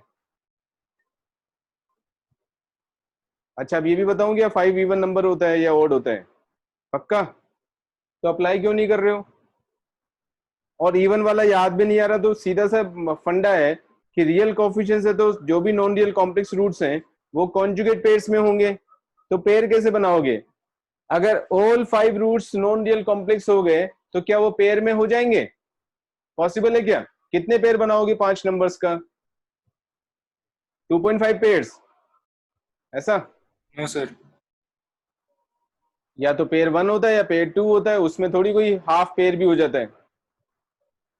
ठीक है, सो या तो हम मतलब 5 नॉन रियल कॉम्प्लेक्स रूट्स होना पॉसिबल नहीं है। Let us come to 4 roots non real complex हो जाए और एक रियल हो जाए, क्या ये पॉसिबिलिटी है? यस और नो? अरे बोलना है यस और नो। मैं पूछ रहा हूं पॉसिबिलिटी है या नहीं, बस इतना सा पूछ रहा हूं। ये नहीं पूछ रहा हूं कि निकालो रूट, डरो मत। अरे 4 नॉन रियल और एक रियल होने में क्या ऑब्जेक्शन है भाई? क्यों नहीं हो सकते 4 नॉन रियल? हो सकता। तो फिर बोलो तो सही, मैं ही बोल देता हूं उसके बाद बोल रहे हो, उसका क्या फायदा है? इसका मतलब फंडा क्लियर ही नहीं हो रहा अभी दिमाग में। 3 नॉन रियल कॉम्प्लेक्स और 2 रियल हो जाए, क्या ये पॉसिबल है? No, sir. No sir. नहीं है। 2 नॉन रियल कॉम्प्लेक्स हो जाए और 3 रियल हो जाए, ये सर पॉसिबल है। Yes sir. Yes, sir. है। Yes sir. एक नॉन रियल कॉम्प्लेक्स और 4 रियल हो जाए, No, sir. No no sir. Sir. All 5 real possible है क्या? Yes sir. Yes, sir. Yes sir. खत्म हो गया, सिंपल सा फंडा है। अभी ऐसे क्वेश्चन आते हैं एग्जाम में और तुम लोग नहीं कर पाते क्योंकि फंडा ही नहीं समझ में आता है। आगे समझ में? ठीक है, तो अगर कोई भी ऑड डिग्री इक्वेशन है, एनी ऑड डिग्री इक्वेशन, अब मैं रिजल्ट बना रहा हूं, ठीक है, एनी ऑड डिग्री इक्वेशन का कम से कम एक रूट तो रियल होगा, या in general we can say odd number of real roots होंगे। जैसे सपोज स्टार्ट करते हैं 1 डिग्री से, स्टार्ट करते हैं, ऑड डिग्री है 1, तो एक रियल हो गया। ठीक है, अभी एक तो कॉम्प्लेक्स नंबर कैसे हो जाएगा, है ना? एक या फिर 3 डिग्री इक्वेशन ले लेते हैं। 1 मिनट, 1 डिग्री के लिए हम कह सकते हैं कि एक नॉन रियल कॉम्प्लेक्स हो सकता है, नहीं, बट उसमें भी रियल कोएफिशिएंट्स नहीं होंगे। ठीक है, सही है, बिल्कुल। 1 डिग्री में भी एक ही रियल होगा, एक रियल होगा, कोई भी नॉन रियल नहीं हो सकता है if the coefficients are real. ठीक है, समझाता हूं। अच्छा हुआ ये मैंने ले लिया, ऐसे समझो। सपोज मैंने इक्वेशन लिखा x + 2 + 3 आयोटा इज 0, तो x का वैल्यू -2 + 3 आयोटा हो गया। अब कोई बोल सकता है कि इसमें तो रूट आ गया नॉन रियल, 1 डिग्री इक्वेशन में एक नॉन रियल रूट आ गया, जबकि मैंने तो बोला कि नॉन रियल नहीं होता ऐसा। बोलो क्या गलती है? Sir, coefficient भी तो non-real है। कोएफिशिएंट रियल नहीं है। यस, जितना भी हम डिस्कशन कर रहे हैं यहां पे देखो, इसकी इंपॉर्टेंस समझो। जो भी हम डिस्कशन कर रहे हैं उसमें हम बार बार ये बोल रहे हैं द कोएफिशिएंट्स आर रियल। ठीक है, यहां पे x का कोएफिशिएंट 1 है, करेक्ट, लेकिन जो कांस्टेंट टर्म है वो रियल नहीं है, राइट? अगर ये रियल होता, x + 2 = 0 होता, डेफिनेटली रूट तो रियल ही आएगा, कॉम्प्लेक्स आ ही नहीं सकता है। अब जब मैं वर्ड कॉम्प्लेक्स यूज कर रहा हूं, इसका मतलब नॉन रियल कॉम्प्लेक्स से है, बार बार मैं नॉन रियल कॉम्प्लेक्स नहीं बोलूंगा, क्योंकि अब कॉम्प्लेक्स को ही हम नॉन रियल कॉम्प्लेक्स मान के चल रहे हैं, क्योंकि बहुत काम आने वाला है। तो हर बार नॉन रियल कॉम्प्लेक्स बोलने से काम बढ़ जाएगा हमारा। करेक्ट? सबको क्लियर है ना? एक बार क्लियर कर लिया मैंने, उसके बाद में यूज कर रहा हूं। जैसे याद करो, ट्रिग्नोमेट्री में रेडियंस इतना ज्यादा यूज होता है कि रेडियंस के लिए हम साइन नहीं लगाते ऊपर, जबकि डिग्री के लिए हम साइन लगाते हैं। ओके, सो अगर all coefficients are real, 1 degree equation है तो उसका एक रूट रियल होगा। 3 डिग्री इक्वेशन है तो उसकी पॉसिबिलिटीज है कि एक रियल हो जाए, 2 नॉन रियल कॉम्प्लेक्स हो जाए, या तीनों रियल हो जाए। 5 डिग्री इक्वेशन है विद रियल कोफिशिएंट्स, तो एक रियल, ठीक है। या स्टार्ट करें वहां से। हाँ, एक रियल, 4 नॉन रियल कॉम्प्लेक्स हो सकते हैं, यानी कॉम्प्लेक्स बोलूंगा मैं इन जनरल। 3 रियल, 2 कॉम्प्लेक्स, या 5 रियल हो जाए, एंड सो ऑन। करेक्ट? तो मैं अपना स्टेटमेंट वापस रिपीट कर रहा हूं। Any n degree polynomial equation with real coefficients, okay, बार बार मैं इस पे स्ट्रेस दे रहा हूं, coefficients have to be real, then only the statement is valid, the result is valid. Any odd degree polynomial equation with real coefficients will definitely have odd number of real roots.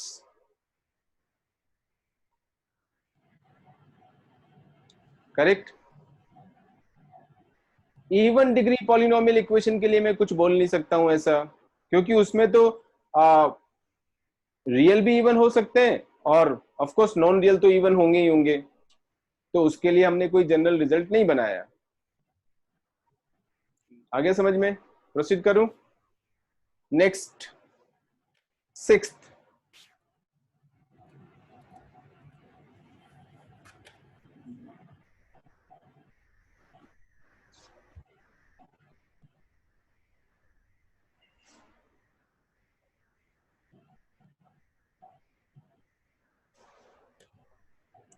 6th,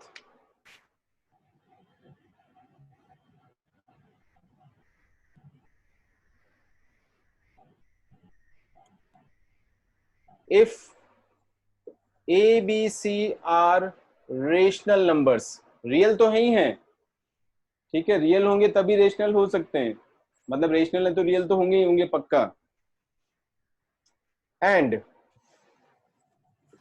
p plus root q, where p and q are rational numbers and q is not equal to 0,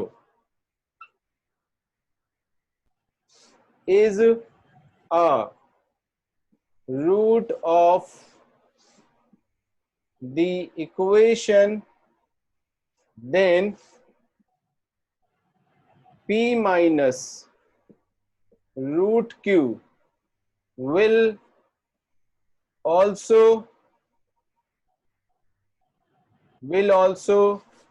be a root of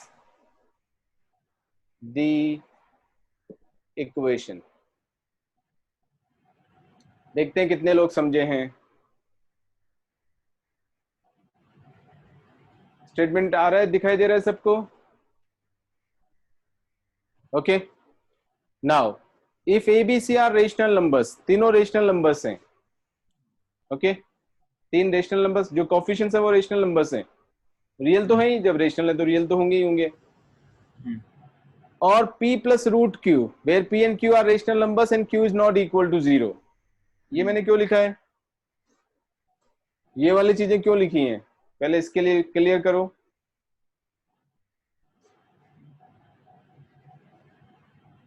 हाँ प्रियांशु बोल।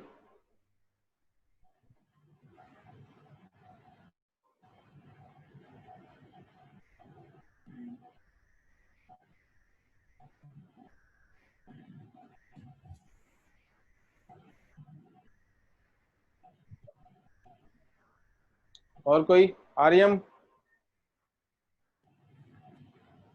ये मैंने क्यों लिखे? P and Q are rational numbers and Q is not equal to 0. Why do I have to write these?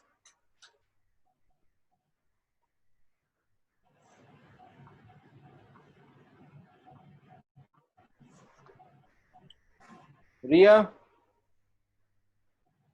नहीं पता। समरथ yes sir. बोलना।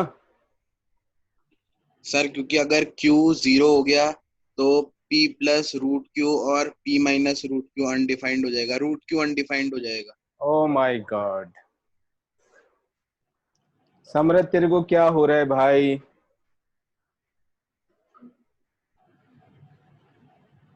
हाँ,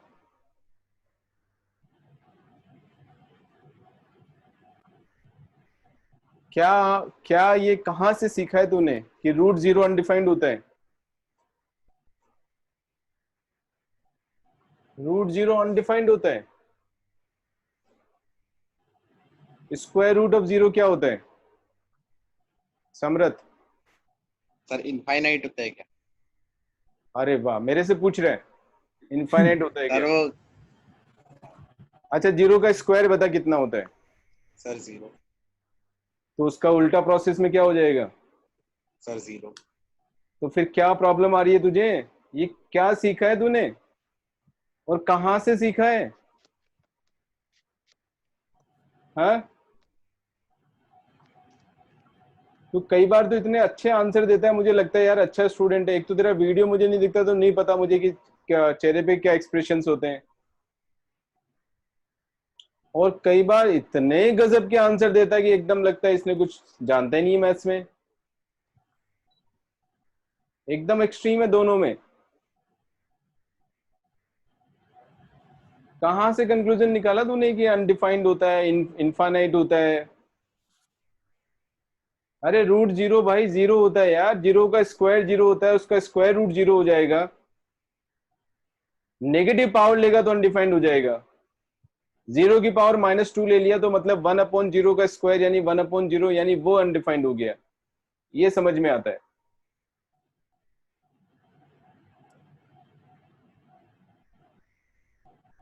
और कोई बताएगा?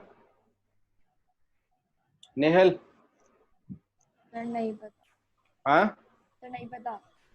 नहीं पता। अब देखो, जो मैंने चीजें सिखाई है वो पता है, आयोटा वाली टर्म्स पता है, नॉन रियल पकड़ में आ गया, लेकिन जो 10 तक की चीजें वो नहीं आ रही हैं। ये बहुत जगह होने वाला है। 7th 8th 9th 10th की जो कॉन्सेप्ट्स हैं वो नहीं आते तुम लोगों को, क्योंकि कोई कॉन्सेप्ट तो सिखाता नहीं है। सीधा बस रट के आओ, एग्जाम दे आओ और पास हो जाओ। जब भी मैं यूज करूंगा वहीं पे अटक जाओगे। और ऐसे ब्लंडर मत करना, रूट 0 इज नॉट डिफाइंड। क्या आंसर दिया है यार इसने भी।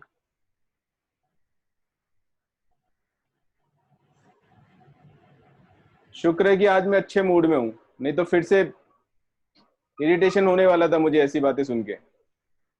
हाँ, पहले तो मैंने लिखा कि क्यू रेशनल नंबर होना चाहिए। हमेशा उल्टा सोचा करो ना कि अगर क्यू रेशनल नहीं होता तो क्या हो जाएगा, ऐसे सोचा करो ना चीजों को। तो जैसे रूट के अंदर सपोज क्यू रेशनल नंबर नहीं है तो √2 लिख दिया मैंने, तो क्या हुआ, ये 2 की पावर, अरे रूट ऑफ √2 क्या हो गया, 2 की पावर। अच्छा, यहां भी प्रॉब्लम है। अभी थोड़ी देर पहले मैंने बोला था कि 10 तक का 1/4। हाँ कितना, 1/4। हाँ 2 की पावर 1/4। तो मैं 2 की पावर 1/4 का डिस्कशन नहीं कर रहा हूं यहाँ पर। क्यों? क्योंकि मेरे पास जो रूट आता है वो माइनस का b प्लस माइनस √d/2a होता है, और d यहाँ पर एक रेशनल नंबर है। तो 2 की पावर 1/4 जैसी सिचुएशन अगर आ गई तो मैं उसका डिस्कशन नहीं कर रहा हूं। इसलिए इन दोनों का रेशनल नंबर होना जरूरी है, यानी स्क्वायर रूट का मतलब यहाँ पे पावर हाफ ही होना चाहिए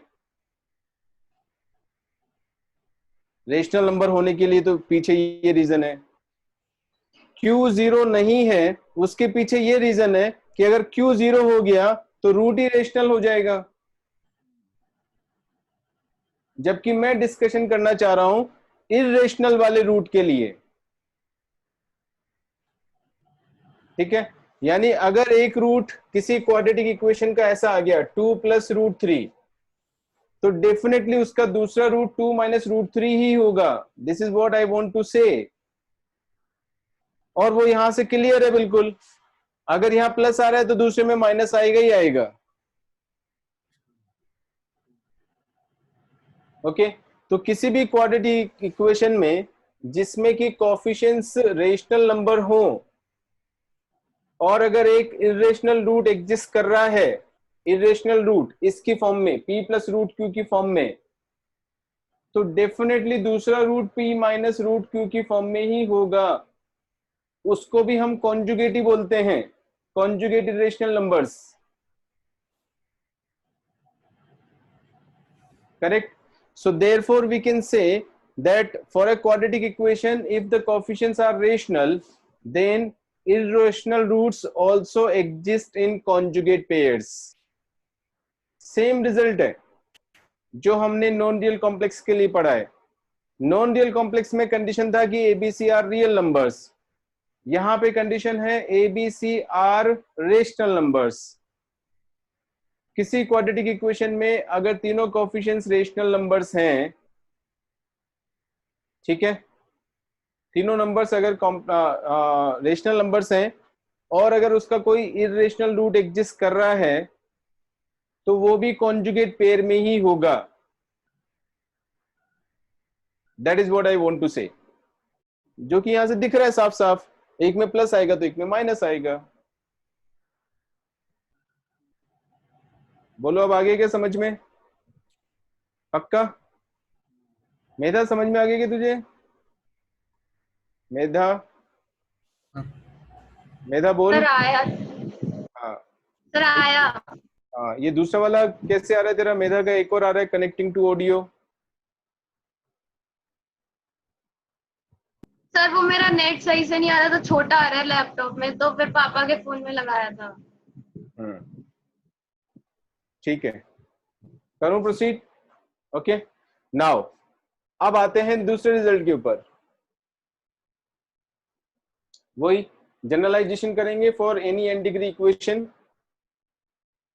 a0 x की पावर n, a1 x की power n - 1 till an - 1 into x plus an is equal to 0, where a0, a1, an - 1, an are all rational numbers. ठीक है, if p plus √q, where p and q are rational numbers and q is not equal to 0, is a root, is a root of the equation, then p minus √q will also be a root of the equation. ठीक है, result almost same है जो हमने पहले किया हुआ है, बस थोड़ा सा ही फर्क है और वो दिख रहा है सबको मेरे ख्याल से। ठीक है, पिछली बार जो मैंने रिजल्ट किया था वो नॉन रियल कॉम्प्लेक्स के लिए किया था, है ना? उसमें कंडीशन ये थी कि the coefficients were all real. अभी जो हम रिजल्ट कर रहे हैं उसमें all coefficients are rational numbers and if p plus √q is an irrational root, यानी उसमें irrational वाला पार्ट होना चाहिए, तो डेफिनेटली p minus √q भी उसका एक रूट होगा इक्वेशन का। Means any n degree polynomial equation with rational coefficients, the irrational roots if they exist, they will always exist in conjugate pair. They will always exist in conjugate pairs. हमेशा conjugate pairs में होंगे. Okay जैसे 2 plus root 3 अगर किसी equation का root है तो 2 minus root 3 भी उसका रूट हो जाएगा, provided all the coefficients are rational numbers. बोलो गया क्या अंदर? पक्का? किसी को डाउट है इसमें? फिर इसी को बिल्कुल उसी की तरह हम बात कर सकते हैं. Therefore we can say that for any polynomial equation with rational coefficients, the number of irrational roots will always be even. For any polynomial equation with rational coefficients, the number of irrational roots will be always even. क्योंकि conjugate pairs में होंगे तो number of roots हमेशा, number of irrational roots हमेशा क्या हो जाएंगे? Even. Correct. इसी बात को हम और ऐसा भी बोल सकते हैं, सेम रिजल्ट है, बस उसी को मैं अलग अलग वर्ड्स में बोल रहा हूं. Any odd degree polynomial equation, any odd degree polynomial equation with rational coefficients, any odd degree polynomial equation with rational coefficients will have at least one rational root or in general odd number of rational roots. बोलो आगे समझ में? Same result है. जैसे वही 3 degree का अपन ने कोई इक्वेशन ले लिया, सारे कोएफिशिएंट्स रेशनल नंबर्स हैं, ठीक है, तो उसमें या तो तीनों के तीनों रेशनल रूट हो सकते हैं या एक रेशनल और 2 इरेशनल हो सकते हैं. करेक्ट. ऐसा नहीं हो सकता है कि 2 रेशनल और एक इरेशनल हो जाए. That is not possible. बोलो अगर समझ में आ गया तो आगे प्रोसीड करूं. Okay next part. और एज आई टोल्ड यू, अगर थ्योरी पे कमांड होगा तो प्रॉब्लम सॉल्व करने में टाइम नहीं लगेगा. ठीक है, तो थ्योरी को बहुत अच्छी तरह से समझना है और उसके बाद हमें प्रॉब्लम सॉल्विंग पे ध्यान देना है. थ्योरी पे जब कमांड नहीं होता तो प्रॉब्लम सॉल्व करना एक बर्डन बन जाता है, एक मुसीबत बन जाती है. और तुम लोगों का यही प्रॉब्लम है, क्योंकि तुम लोग थ्योरी को रिवाइज नहीं करते हो, उसके बिना किए ही सीधा प्रॉब्लम पे चले जाते हो, तो then you don't enjoy working. Theory पे कमांड है, प्रॉब्लम सॉल्व करने में मजा आएगा. You will always enjoy solving problems. Next result ले रहा हूं.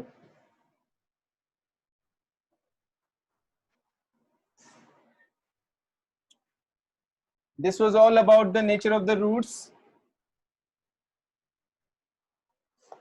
ठीक है, नेक्स्ट रिजल्ट है a is equal to 1, b and c are integers. ठीक है,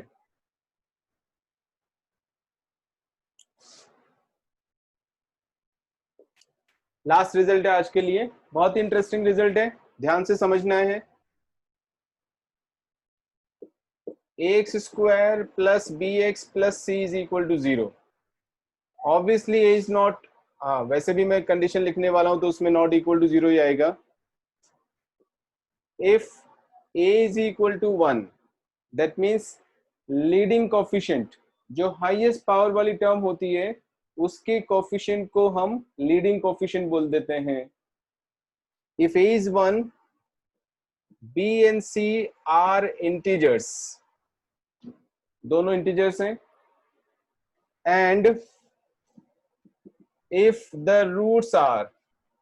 and if the roots are rational, then they will be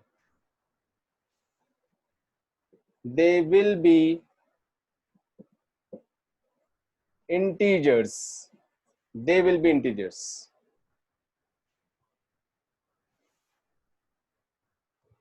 देखते हैं कितने लोगों को स्टेटमेंट समझ में आया. पहले स्टेटमेंट को समझो अच्छी तरह से। मैंने बोला a का वैल्यू 1 है, b और c दोनों इंटीजर्स हैं, and if the roots are rational. ऐसा क्यों बोला मैंने? क्योंकि a का वैल्यू 1 और b और c का वैल्यू इंटीजर होने से जरूरी नहीं कि रूट्स रेशनल हो जाएं। रूट्स तो रेशनल तब होंगे जब d एक परफेक्ट स्क्वायर होगा। ठीक है, तो इसका मतलब ये हो गया कि d परफेक्ट स्क्वायर है, तो मैंने क्लेम किया then they will be integers. अब वापस पुरानी चीज पे आते हैं। अगर ए बी सी कोफिशिएंट हमारे रेशनल नंबर्स हैं और d परफेक्ट स्क्वायर है किसी रेशनल नंबर का, तो रूट रेशनल होते हैं, ये हमने पढ़ा है। तो मैंने कौन सा इसमें नई बात बता दी? What is the difference? कौन बताएगा? If ABC are rational and D is a perfect square, then the roots are rational. उस वाले स्टेटमेंट में और इस स्टेटमेंट में क्या फर्क है? Of course A, B, C are rational. ठीक है, if the roots are rational यानी D perfect square भी हो गया, then the roots are, वहां बोलते हैं रेशनल, यहां बोल रहे हैं इंटीजर। क्या फर्क है बताओ तो सही, इतना भी नहीं ऑब्जर्व कर पा रहे हो? हाँ a की वैल्यू 1 है। हाँ, तो रेशनल हो गया ना, 1 तो है, ठीक है, पर्टिकुलर केस लिया मैंने, रेशनल तो है ही ना 1 भी।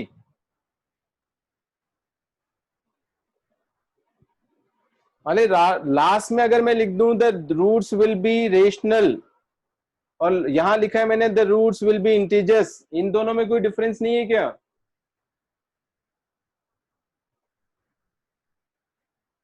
मुझे लग रहा है क्वेश्चन ही समझ में नहीं आ रहा है तुम लोगों को। अरे इंटीजर्स में और रेशनल नंबर्स में फर्क होता है कि नहीं होता है? होता है। ये भी नहीं पता।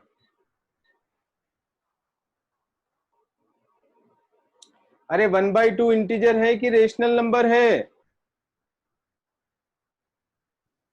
इंटीजर 1/2 दक्ष है? रेशनल। तो रेशनल और इंटीजर में डिफरेंस नहीं पता क्या तुम लोगों को? Every integer is a rational number but every rational number is not an integer. इतनी सी बात बोलनी थी, वो भी नहीं जाती अंदर। Rational number P upon Q की फॉर्म में होते हैं, पढ़े भी हैं कि नहीं पढ़े नहीं पता मुझे, तो देख के लग ही नहीं रहा कि पढ़ा है। नहीं पढ़ा क्या? रेशनल नंबर बोलो तो सही, नहीं पढ़ा हो तो मैं बताऊं फिर? हाँ सर पढ़ा है, कम्युनिटी के लिए पढ़ा है बस, अप्लाई तो कुछ नहीं करते हो। इंटीजर्स में और रेशनल नंबर में फर्क है ना, रेशनल तो होगा ही होगा, ये सारी कंडीशन को देखते हुए रूट रेशनल तो हो ही जाएगा। हम उसमें पर्टिकुलर केस बता रहे हैं कि रेशनल ही नहीं होगा, वो इंटीजर भी होगा। That means denominator will be always 1।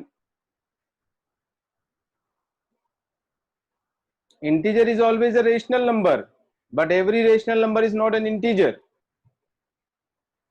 आगे के डिफरेंस समझ में पक्का? करूं प्रोसीड? ओके, कैसे प्रूव करेंगे? है किसी के पास कोई तरीका प्रूव करने का? चलो थोड़ा सिंप्लीफाई कर देता हूं। ए की वैल्यू मैंने 1 डाल दी, माइनस का b plus minus root of b square minus का 4ac डिवाइडेड बाई 2a। ए का वैल्यू मैंने 1 डाल दिया, ठीक है। b और c यहां पर इंटीजर्स हैं, ये एक इंटीजर है, b और c दोनों इंटीजर हैं, तो आपको ये प्रूव करना है कि x भी एक इंटीजर ही आएगा। मतलब क्या प्रूव करना है बताओ? x को इंटीजर प्रूव करने के लिए क्या प्रूव करना है? कि डिनोमिनेटर 1 है। अरे डिनोमिनेटर को 1 कैसे बनाऊंगा? डिनोमिनेटर तो 2 ही है यहां पर।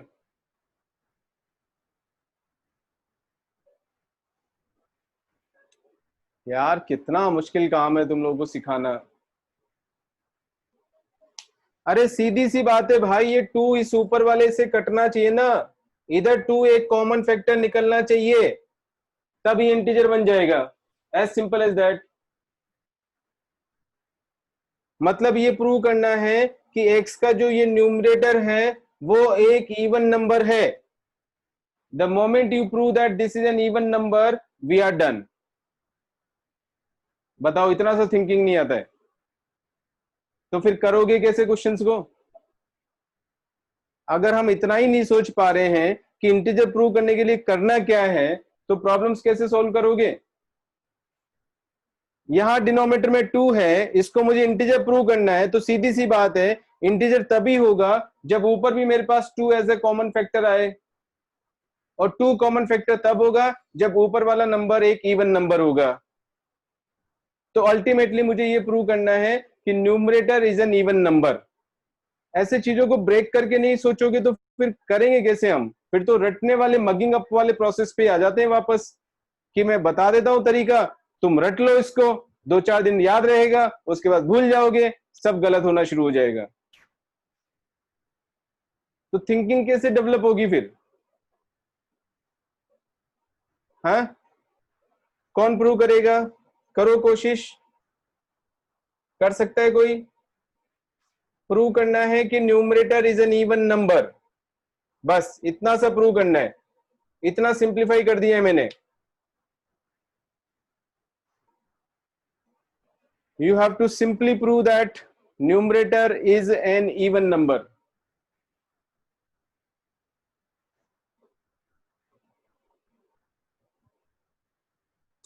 जितना लेट करोगे उतना लेट क्लास छूटेगी, क्योंकि ये तो अब कंप्लीट कराना है, मैंने शुरू कर दिया। तो अगर जल्दी छुट्टी चाहिए तो जल्दी से प्रूव करो।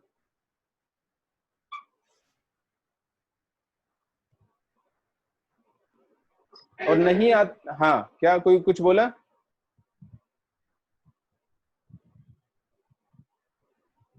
और नहीं आता है तो सरेंडर करना भी सीखो। बस हमने सोच लिया सर अब नहीं आ रहा है, आप बताओ, लेकिन से इन योर ओन लैंग्वेज। वो शब्द निकालना बड़ा मुश्किल होता है, नहीं आता हमें, क्योंकि हमें रोकता है ईगो हमेशा। अरे मुझे कैसे नहीं आता, मुझे तो सब आता है।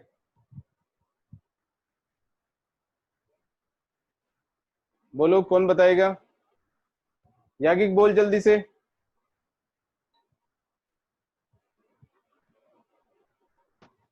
सर नहीं आता।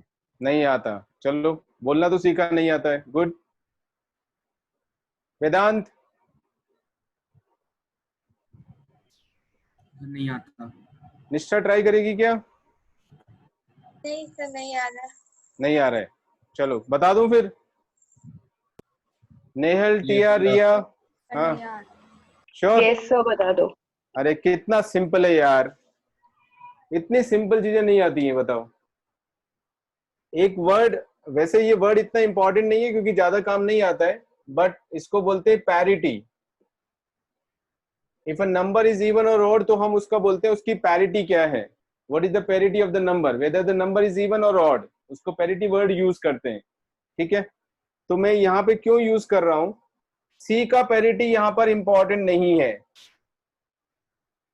That means whether the number C is even और odd does not matter here. अब ऐड करते जाओ, ऐसा नहीं मेरे ऊपर डिपेंडेंट हो जाओगे। सी का इवन और ऑड होने से प्रॉब्लम पे इफेक्ट नहीं होने वाला है, उसका रीजन कौन बताएगा मुझे? सर बिकॉज़ इवन से मल्टीप्लाई हो रहा है। 4 आर इवन। हाँ, क्योंकि Yes, sir, 4 से मल्टीप्लाई हो रहा है तो वो हमेशा इवन ही होगा। अब चाहे सी ऑड हो या इवन हो, डजंट मैटर हियर। ठीक है, ऐसे ब्रेक कर रहा हूं मैं प्रॉब्लम को छोटे छोटे पार्ट्स में, so that I can reach to the conclusion. Okay, C के पैरिटी से प्रॉब्लम पे कोई इफेक्ट नहीं होने वाला है। सी में भी इवन और odd doesn't matter because 4C will always be even. तो जो अब पैरिटी किसका इंपॉर्टेंट हो गया यहाँ पर? बी का।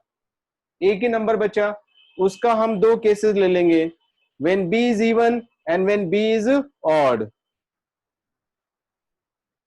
आया समझ में? ठीक है, 2 केस हम डिस्कस करेंगे। When b is an even number and when b is an odd number. चल रहे करेक्ट टाइप चल रहे बता रहा है कि अर्णव बता रहा है क्या तू? पक्का? आज तो जरा फोकस लग रहा है तू क्लास में मुझे. यस सर क्या वजह है उसकी? हाँ, स्माइल भी आ रही है चेहरे पे है, मतलब डांट का असर हुआ है. ठीक है, लेकिन इसको आदत मत बनाना, क्योंकि मैं बार बार नहीं डांटने वाला हूँ. बस 1 2 3 बस लास्ट 3 टाइम्स में बोलता हूँ किसी को, उसके बाद बोलना बंद कर देता हूँ. फिर उसकी इच्छा है, वो जो भी करना चाहे करे. ओके.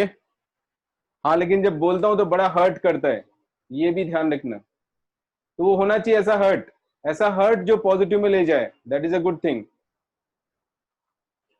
बी अगर इवन है, फर्स्ट केस लेंगे बी इवन. इवन का square is even. Minus even किया तो even minus even is even. Even का स्क्वायर रूट निकालोगे तो इवन ही आएगा, क्योंकि मैंने बोला परफेक्ट स्क्वायर तो है ही, आएगा ना इवन नंबर. इवन, और यहां पर भी इवन. इवन प्लस इवन या इवन माइनस इवन, क्या होगा? Even. Even even divided by 2 is an integer. आगे समझ में? Yes. ऑड वाला कौन बताएगा? अब तो बता दो यार, सब तो बता दिया मैंने. If b is an odd number,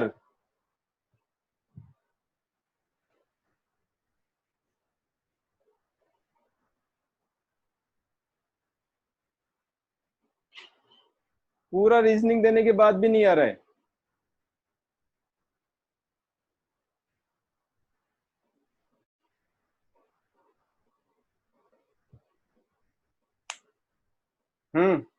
anyone?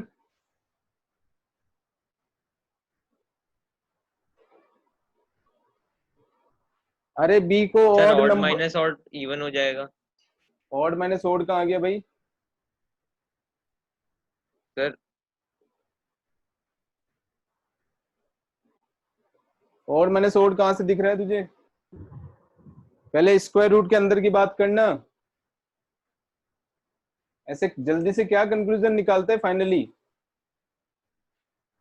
अरे बी को ऑड नंबर लेंगे, ऑड का स्क्वायर सोचो. एक एक बात पे तो सोचो. पता नहीं क्या स्पीड में रहते हो, हमेशा फटाफट कंक्लूजन निकालो.